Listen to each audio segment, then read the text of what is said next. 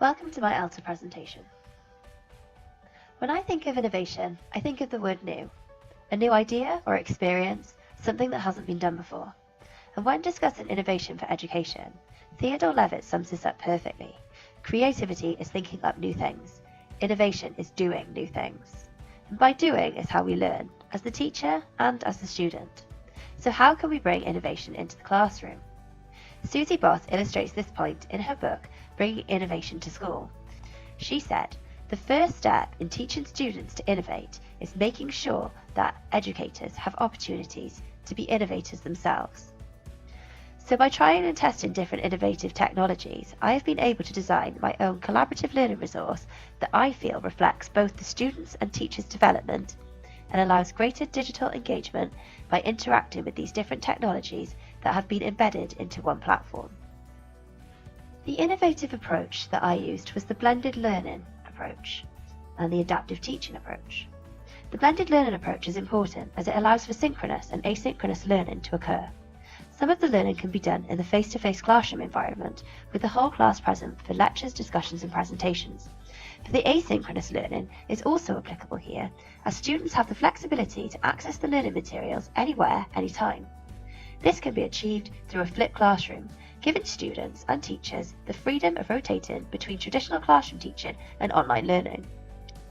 Sharple's 2014 pedagogy report outlines this process, where the classroom becomes a space for dynamic interactive learning, where the teacher guides students to apply concepts they have learnt online.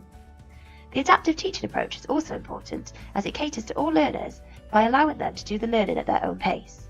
The key areas of focus were to increase motivation and engagement.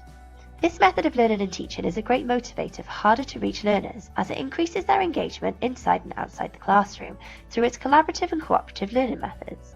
Students will become more enthusiastic and motivated through this flexible model of learning, especially lessons that involve participating in online quizzes using portable technologies including bring your own device. The learning resource creates autonomous independent learners by allowing them to become more self-directing. This is achieved through the scaffolding method of teaching, adapted from Vygotsky's zone of proximal development, whereby the teacher guides the student through instructional tasks to promote learning, and this support is then gradually removed as the student's cognitive and social skills are developed and they are able to independently problem solve. The learning resource is very student-centered, and the activities constructed will help develop the depth of learning through the range of visual and multimodal learning created. It gives students the time needed to reflect and think about what they are doing, focusing on their experiential learning by allowing them to explore what is relevant to them as the learner and how to process this information cognitively. Evidence of using innovative technology to enhance learning and teaching in further education is illustrated in Feldhag's 2014 report, which states, learning technology can improve FE learners' chances and successfully influence what students do to learn, so that every student can reach their learning potential. So who are the learners? The students using this resource are Level 3 learners studying for their A-Level Media Studies qualification. The resource would be a platform to support the entire unit being studied, which is investigating the media, and the topic area being taught is media, language and advertising. The aim is to enhance the learner's knowledge of media, language and advertising.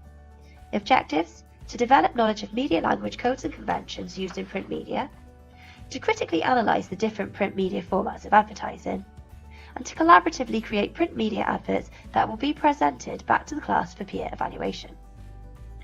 So what is Edmodo? Edmodo is an online learning platform that reinforces and enhances learning and teaching beyond the classroom in a controlled, safe environment. Teachers and students can access, connect and collaborate with this tool anytime, anywhere. And with a similar design to Facebook, students can get a sense of familiarity and navigate their way around this networking platform with ease. So let's take a look in more detail. You can access Edmodo by logging onto the website or via the app, meaning that connectivity is accessible 24/7, no matter what time, location or device you're using. The teacher has complete control to create their own digital classroom and invite their students to connect. For my students, I set up an AS Media class, which would contain all the information for the unit being taught. The students would be given an introduction to Edmodo prior to using it for the first time. They would all create an account and use the access code given to join the AS Media class. They would then have the opportunity to explore the different features and get an understanding and appreciation of how Edmodo works. So here students can access a variety of learning materials. They can go into folders and they have all the PowerPoints, quizzes, links, all under one platform. They also have been set assignments, and if they go into their calendar, they will see when these assignments are due. For the learning resource, I created 3 learning activities, and each one had a task or assignment linked to it. Activity 1 was the PowerPoint, which has all the prior learning. This teaching would be done in the classroom to teach the techniques, codes and conventions of media language, and then following on from this, the students would then complete a quiz to test their understanding of the PowerPoint. This was conducted using Bloom's taxonomy, and the questions went from lower order thinking to higher order thinking, where they'd have to use more analysis and critical thinking. The teacher is then able to assess the level of learning and understanding achieved by each student.